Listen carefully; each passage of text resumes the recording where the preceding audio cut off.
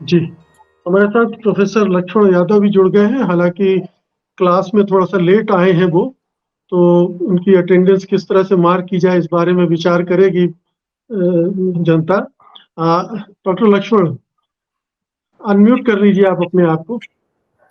पहले तो ये कि जो ये पूरा मामला खड़ा हुआ है, ये कितना गंभीर है इस लिहाज से कि पिछड़ों में, दलितों में, आदिवासियों में कहाँ तक गया है। इस पर एक प्रश्न अभी शीतल जी ने भी उठाया था कि एक वर्ग है जो सचेत हुआ, लेकिन निचले स्तर तक गया है कि नहीं गया, इसको लेकर एक प्रश्न है।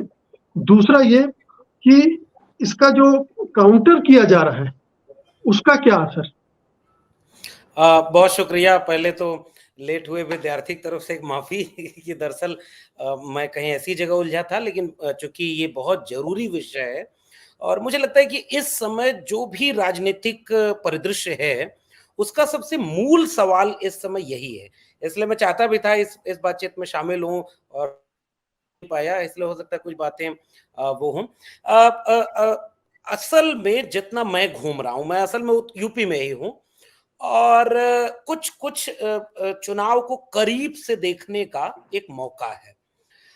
मेरा मौका सीधे चुनाव लड़ने का नहीं है, तो इसलिए जनता से सीधे जुड़ने का भी है कि वहां क्या चल रहा है। अब मैं यूपी के संदर्भ में अगर केवल ये बात कहूं तो संविधान के बदलने वाली बात इस समय पूरे उत्तर प्रदेश में सबसे महत्वपूर्ण सवाल बन चुकी है और उन लोगों को वाकई ये यकीन हो गया है कि हाँ, ये 400 पार इसीलिए मांग रहे हैं क्योंकि संविधान बदलना चाहते हैं।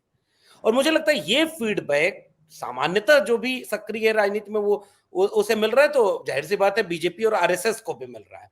इसीलिए उनकी भाषा में अब दूसरे चरण के बाद से अब सीधे 400 पार नारा बंद हो गया।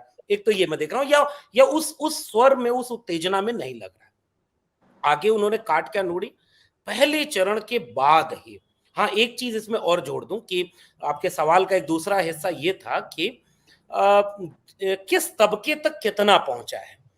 अब इसका यह जवाब दिया जाए कि नहीं, पूरे एससी एसटी ओबीसी समुदाय में एक जैसी चेतना के साथ या एक ही रूप में ये सवाल गया है, ये ठीक नहीं होगा क्योंकि उसमें बंटवारा है। एक तो डर है, डर तो वायरल की हो जाता है, वो तो पहुंच जाता है। उसके तार्किक ढंग से सोचने और समझने की बात अलग है। लेकिन ये एक लाइन कि ये संविधान बदलेंगे और आरक्षण को नुकसान पहुंचाएंगे, ये एक ऐसा वाक्य है जो आसानी से कहीं भी पहुंच जा सकता है और किसी के भी समझ में आ सकता है। जी। और इसीलिए इसीलिए मैं ये बात कह रहा हूं कि मेरा जो जमीनी अनुभव और बिहार से भी थोड़ा जुड़े हुए लोग हैं वो भी फीडबैक दे रहे हैं। जिस एक लाइन की आप बात कर रहे हैं वह एक लाइन तो कायदे से चली गई है। अब अगर कोई ये कहे कि नहीं नहीं ऐसी बात नहीं गई है, तो इसका मतलब मामला ये नहीं। अब वो किस रूप में गई है, ये आपने ठीक कहा कि उसी जैसे एक पढ़ा लिखा समझा है, विश्वविद्यालयों से जुड़े हुए लोग हैं, नौकरी पेशा लोग हैं, या जो अखबार और व्हाट्सएप या इसकी दुनिया से जुड़े हुए हैं, वो तो बाकायदे इस बात को समझते हैं। और खासकर मैं ओबीसी में भी इधर बीच पिछले 10 साल में, क्योंकि नरेंद्र मोदी की सरकार ने आरक्षण और तमाम चीजों पर इतने हमले किए हैं, कई बार तो मन करता है इसके लिए शुक्रिया कहा जाए क्योंकि वो हमले सामने दिखने लगे।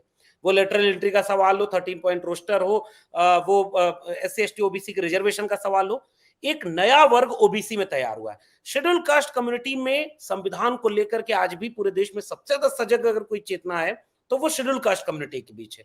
तो इन दोनों समुदायों में यूपी बिहार में कायदे से, और मुझे लगता है ये बात नेताओं तक भी पहुंची है, इसलिए आप चाहे तेजस्वी यादव के हाथ में देखें आज या अखिलेश यादव के हाथ में देखें, वो हाथ में संविधान की किताब लेकर के अपनी रैलियों में भाषण देना शुरू कर चुके हैं। तो उससे वो कनेक्ट करना चाह रहे हैं। एक चीज ये से एक वर्ग ऐसा बेशक आप कह सकते हैं जिसको बहुत ये पता नहीं है कि संविधान क्या है, जहां तक शायद संविधान पहुंचा नहीं है। चुनौती वहां है। मैं थोड़ा सा भी उसको रीड करने में खुद को समय दे रहा हूं। मैं ये कह दूं कि नहीं नहीं वो संविधान को समझ करके अब राशन पर वोट नहीं देगा या वो बीजेपी से एकदम मोहभंग हो गया, अभी मैं उसको रीड करना चाह रहा हूं। वो अभी वहां ऐसा नहीं हुआ है। एक तो ये बात। अब दूसरे पक्ष पर आ जाते हैं सवाल के।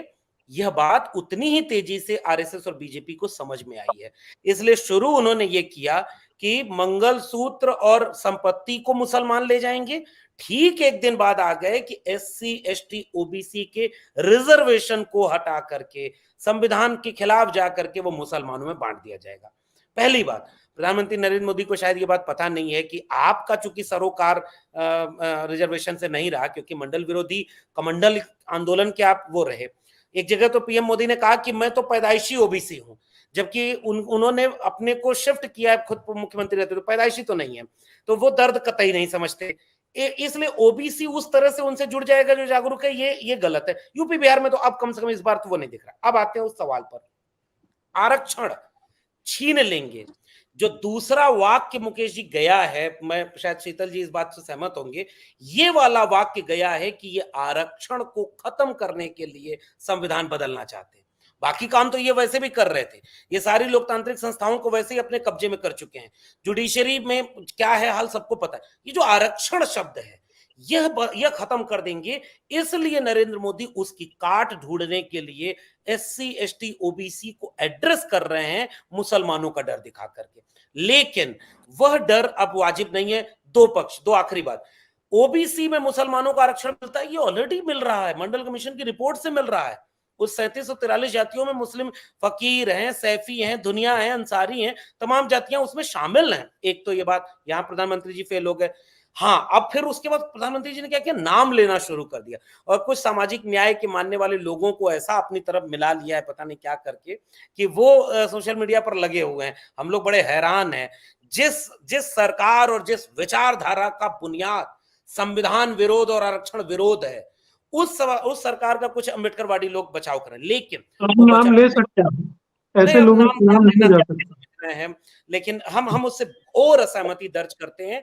यह सरकार संविधान विरोधी है, आरक्षण विरोधी है। मुझे लगता है कि उत्तर भारत में यह बात कायदे से जा रही है मुकेश जी, और मुझे लग रहा है आने वाले चुनाव में अगर सब कुछ फेयर रहा तो बहुत बड़ा बदलाव देखने को मिल सकता है। बाकी बात अगले चरण में। जी, सत्य हिंदी का ऐप डाउनलोड करें गूगल प्ले स्टोर पर।